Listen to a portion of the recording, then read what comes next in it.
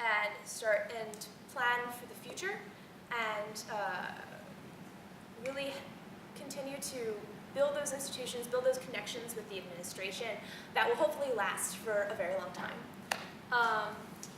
And finally, experience.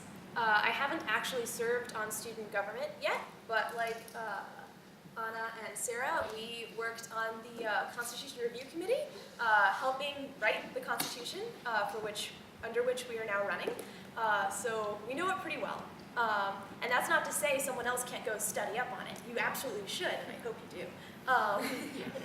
But I think it's important for a council member to understand the process by which they're supposed to be operating, and I think I can say that I do. I've also served on the Past Elections Committee and a Student Life Committee, both last year. And so I really get to see how student government works, even down to how they take notes. I've since adopted that practice because it's really solid. And I've also been working for the past year as an ELM RCAC member. Anna and I wrote the Elm College Constitution. Now it's the Elm College Council, and Chandana has renamed itself the Chandana College Council as well. So I guess all of that to say, since I entered here, student government has been something that I'm really passionate about, and I've tried to involve myself deeply in that. So thank you.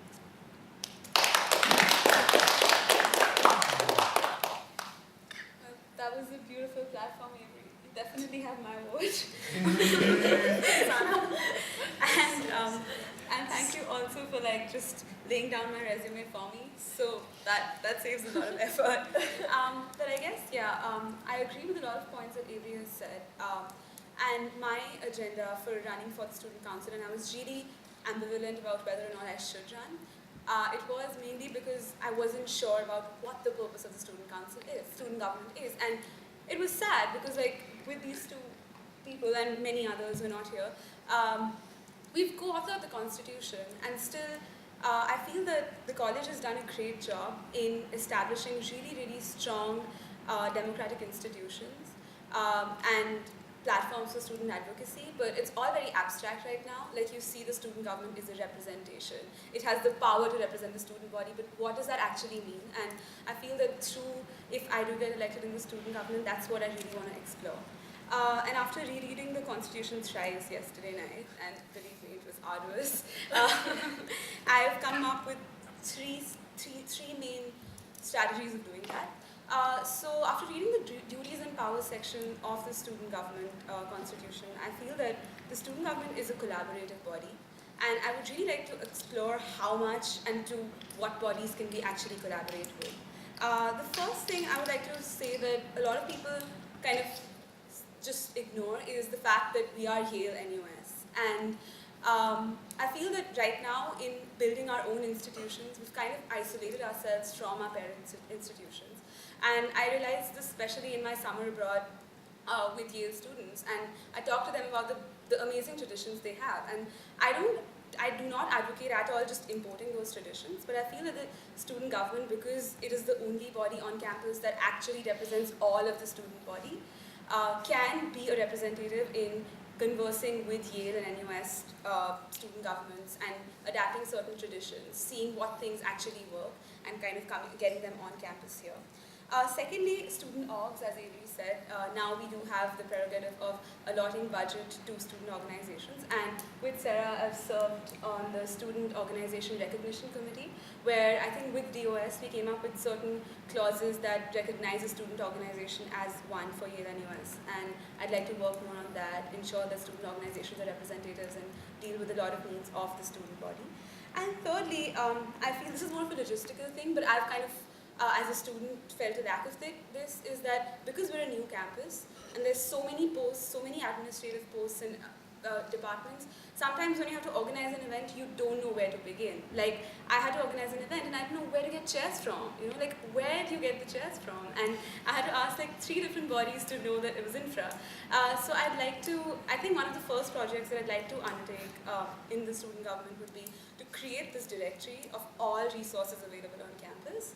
Like, if you just want to play tennis, who do you get the rackets from? If you want to have an event, where do you get the chairs from? And also with the contact persons in posts. Another thing that I felt is that there are a lot of administrative posts, but we don't know which post serves what function. We probably know that, okay, like Indra does this in the Yale College office, but what is her post and like what the corresponding function is? I'd like to kind of make that clear, like when do you go to the rector, when do you go to the vice rector, when do you go to the dean of students, what are the kind of, I think that will just make it efficient for any student on campus. Then I think the second main umbrella would be following through. So the student government has done a great job of legislating very democratically. It's amazing how much the mascot, the constitution, all these things, the effort that they've required. But okay, now we have a mascot. I feel that it's not just legislation, but also execution of that legislation. So kind of, now that we have a mascot, let's actually, get that into people's heads. Like maybe, I don't know, like have somebody design it firstly, and then after that, like have it on events, have it on the basketball game and see that, and kind of make people actually relate to that. So I feel that the legislations that the student government has made should be followed through with actual action, which I'd like to do. And thirdly, one thing that the student government has done pretty nicely, I believe, is be a representative platform where anybody can come to their meetings, talk to them, have the minutes available. This is the one thing that I haven't really thought of how I want to do it, but I want to just make that process a little less lengthy. Like, for example, I don't know how, and I would really invite all of you guys to give me suggestions, but like, if I want to know what happened in a meeting, maybe I don't have time to go through all the minutes. Okay, Scott, I see your hands. So I guess that's that. So yeah, just to summarize, I want student government to be a collaborative body, not just on campus, but with our parent institutions and the world at large. Then follow through on its legislations, and thirdly, be a representative platform. And more importantly, I'd like to hear all your ideas, and I'd love to talk to you guys. Thank you. Vote for me. Bye-bye.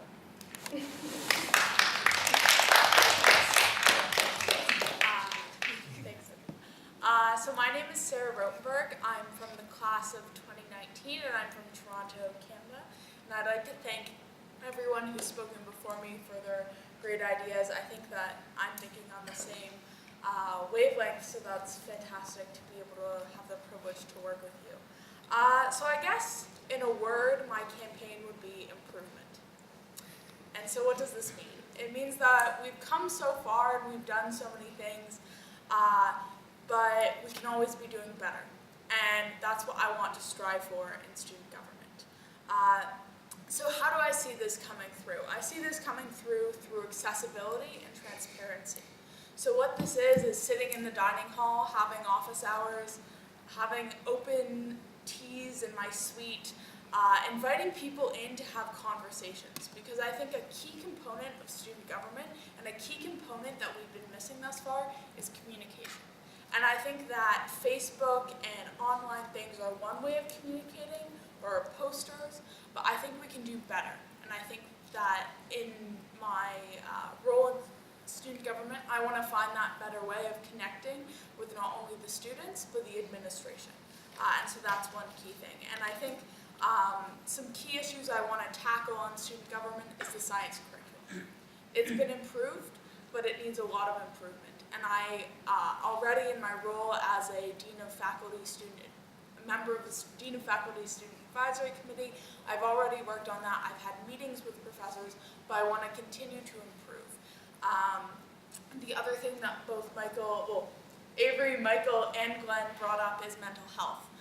For the past year, I've been very passionate and working very hard on resources for disabilities, students with disabilities, and that's been completely lacking at this college, and it's unacceptable. And so I want to continue to work on that and make that better for students with those issues.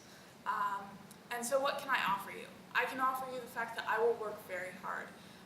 My grandmother, when I was little, she used to say, no means try harder, and it's something I've adapted in almost everything I do. So I will try as hard as I possibly can for you. I'll go back to administration. You can ask the director of student life at my high school.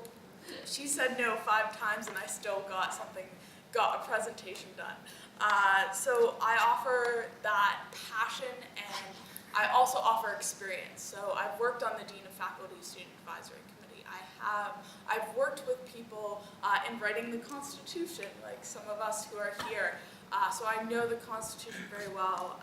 I work on the RCAC, so I work with Rector Weiss in Saga College to strive to build community. And I want to bring those skills to student government to improve upon what we've already worked on. And so I thank all the candidates today, and I thank you for coming out or watching online, and I hope you'll vote for me because I want to make a change here. Hi, so my name is Saza Faradilla. I'm from the class of 2018, and I think like what all the other candidates have said was like it's really wonderful because it's really what I have in mind, and I definitely concur with all of it. So I think like what they said is extremely substantial. So I think I'll just cut to the chase and I'll just tell you like what exactly I can offer as an individual like for the student government. So I think there are three main things that I could possibly offer. And the first is competency. So I founded the first ever like volunteer organization in Yale US, it's Kids Accomplish. And I've been the president of it for 2 years. And throughout this whole time, we have impacted over 100 young students, and we have a lot of partnership with corporations and so on. And I think the fact, I think it's accomplished, it also speaks for itself. And I feel that through my presidentship and through the 2 years, I've managed to keep it running at a good pace, at a good size. So I've done the day-to-day operations, and I've managed to make cause it to expand. And so I think this is sort of competency and efficiency that I can bring to the student government. And it's the kind of thing where it is required because running Kids Accomplish requires a certain set of skills, which I think that the student government would benefit from. And the second one is experience working with the senior administration. So I work with the President's Office and Admissions Office, and I have on my own, like without anybody backing, like I have taken the initiative to petition for certain things that I feel passionate about. So the first one is when I was in my sophomore year, and the professor in the first day of class, he was like, oh, shut your laptops. Like, you cannot have this. But I was like, this is really integral to my note-taking, and I need my laptop for it. And I think I petitioned to like the vice rector, to my own professor, and just like explaining the reasons why some of us require like this sort of technology in the classroom. And and the second thing that I did also was that the lift stopping on the third floor thing, right, on the Sky Garden. So I realized that a lot of people were, so these